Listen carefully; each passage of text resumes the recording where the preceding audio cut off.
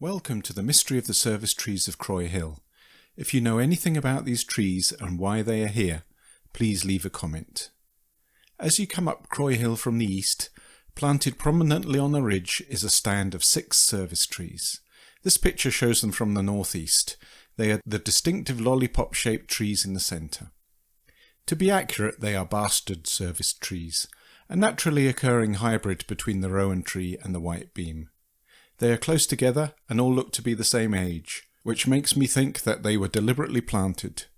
So the mystery is, who planted them and why? What is the purpose of the stand of service trees on Croy Hill?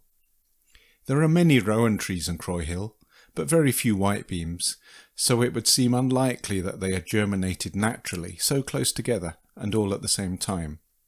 And in fact, in 20 years of living nearby and walking over Croy Hill, I have never seen any other service trees on the hill. There are some in woods not far away, but I've never found any on the hill itself. Croy Hill is part of the Antonine Wall World Heritage Site. The Antonine Wall was built by the Romans around 150 AD and runs across the top of Croy Hill about 200 metres from the service trees. Croy Hill is a good place to see the Roman wall and ditch, one of several good sections of the wall in the area. The red spot on the map marks the location of the trees. The Forth and Clyde Canal is a little way to the north, and the Edinburgh to Glasgow Railway is a short distance to the south. The grey area marked as an open-cast coal mine on the map is actually a quarry. This picture shows the stand of trees taken from the south, about 200 metres away near the Roman wall. On this Ordnance Survey map from 1899, we see the Antonine Wall clearly marked, as well as the canal and railway. The trees are at the red spot, and we can see that a coal mine, Nether Croy Colliery, operated close by. It closed in the late 1800s, and you can still see the brick outlines of walls down the hill half a kilometre to the north of the trees. The interesting thing is that the trees are planted right near the edge of the spoil from the mine. Here we see the distinctive lollipop-shaped trees photographed from the north, about 50 metres away. The edge right in front of me marks the very edge of the extent of the spoil from the mine. Of course, the spoil is all grown over now after 100 years, but I wonder if this means that the trees were deliberately planted at the edge of what would have been fresh spoil at the time, or whether this is coincidence. Here are pictures of a couple of the trees, including one that's been blown over. They all seem to be the same age. I'm no expert in aging a tree by its girth, but my guess would be that they are 100 to 120 years old, perhaps as old as 140 or 150 years. What might that suggest? Perhaps the trees were planted to commemorate the end of the First World War, or maybe during the war to mark the loss of local men.